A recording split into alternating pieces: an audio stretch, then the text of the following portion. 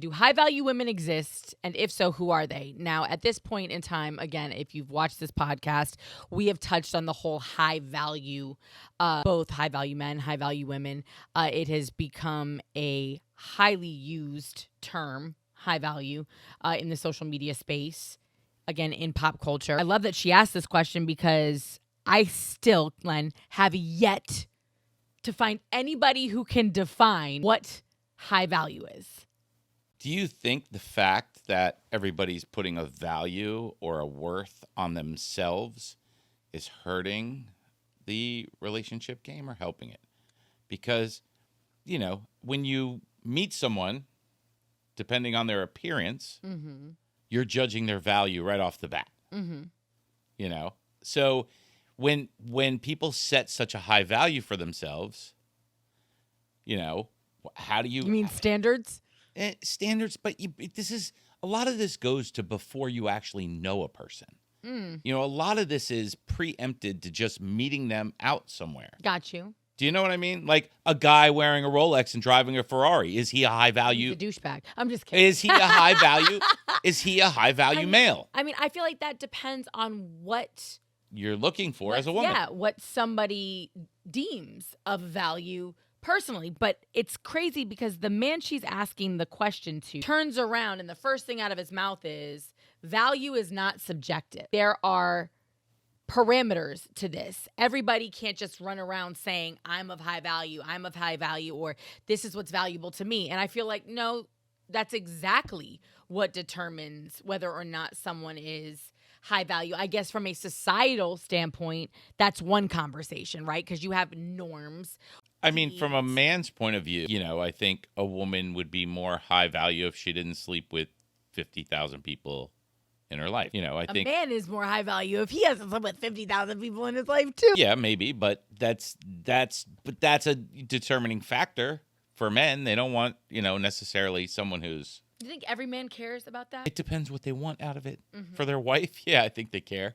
If you're getting married at 22, if you're getting married at 50... What's the difference? What do you mean, what's the difference? A hoe's a hoe. No, somebody who's been through... And first of all, why is she a hoe? Because she's been with people. Like, that doesn't make... You can have never slept with somebody and still be a hoe. If a girl sleeps with a different guy every month for the first 10 years of having sex... You don't think she might be a little bit of... Men do that all the time. But we're men. No. What's the difference? I understand. I get where you're going with it, but it's an antiquated... what makes her a hoe? Because has multiple partners? Because, I guess in today's society, it doesn't matter, I guess. Which is, I guess, why you're going to see more single women. I don't know. I'm just saying your number's going to be very different if you're 40 versus if you're 22. It's the core values of all... It's not like... This of is not always? Of always. Since yeah, when? Of always. It's funny. I literally just read a book called Mutinous Women, and it was about the women from France who helped establish Louisiana back in the 1700s, most of whom were convicts who were basically kicked out of France and forced to come here, right? Do you know what happened back then when people died? They were married the next day to somebody else. Some of these women, and it's funny to me because as I'm reading this book, historically, people of value, some of these women were married 5-6 times. Okay. This one died, that one died. If your husband dies and you get married the next day, that doesn't make you a hoe. No, but in today's, no, you don't get to pick and choose because in today's society, if somebody's husband died and you got married, somebody out there would judge her as, oh, she should have mourned longer. Oh, I get it. She should die single, blah, blah, blah, blah, blah. You get one. So no, you can't. It's just funny. We have these ideas in our heads of what has always been. And it's like, well, that was also, marriage was nothing but a financial construct. Yeah, but I don't necessarily believe it was a financial construct when you're going back to, the early 1900s. Why people got married. It was so that a man could unload his daughter onto somebody else where you have children. Like, the whole thing is the exchange of, I can get, if you want to go biblical and what. Forget biblical. It's just, the man, typically the male species. Cave people got married? The male species, but they partnered for life probably. They were partnered. They partnered. If you want to say paper, okay. Literally, the marriage contract was probably made for certain reasons, but people partnered for life. And then guess what? If somebody died, you moved on to another partner. You don't think, or if absolutely. Or if a bigger, stronger guy came in and killed your guy and snatched you up and like, I Tarzan, you Jane, and sitting. I'm not trying to say yes, go sleep with 10,000 people, but the fact that that's what determines whether or not you are high value, or that's that's the first thing that you equate with being of value, Lenny. Just is it's not the first thing I equate of. It was the first thing you said. Yep, because I'm just going to what we're listening to here. I know, but he didn't say any of that. He was talking about. Let's listen to the whole clip. He doesn't say anything about sex. Let's listen to the whole clip. I pondered about this a little bit too, because there's a lot of people that'll ask like, "Oh, high value men." So that's the other side of it. Does a high value man exist? Right? People are like, "What's a high value man?"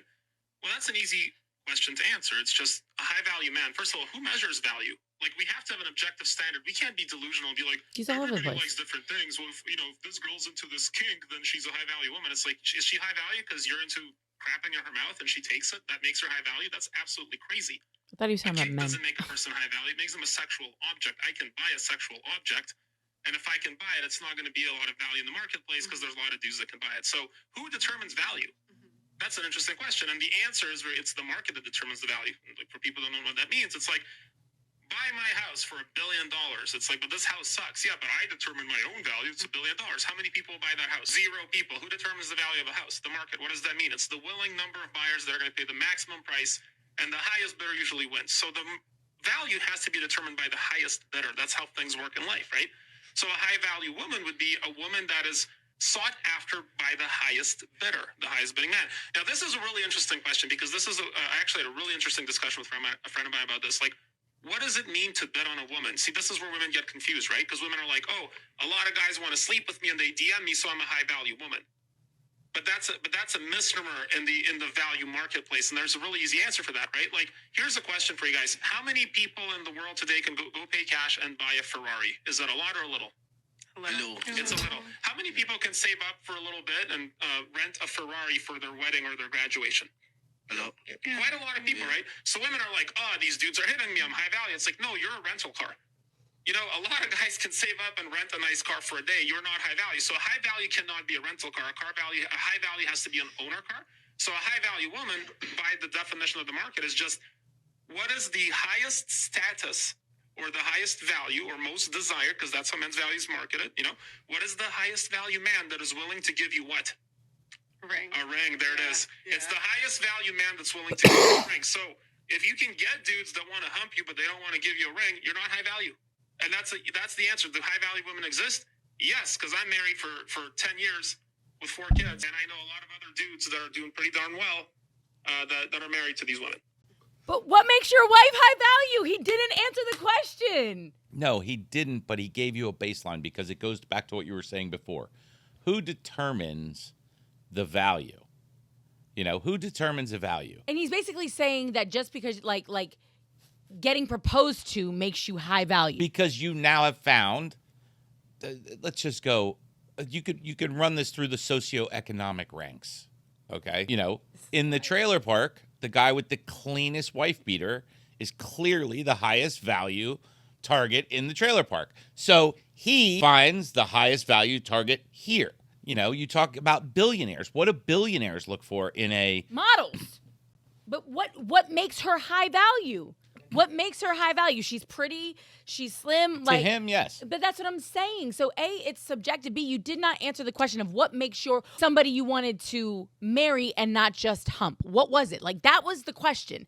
And nobody will go out there because that is subjective.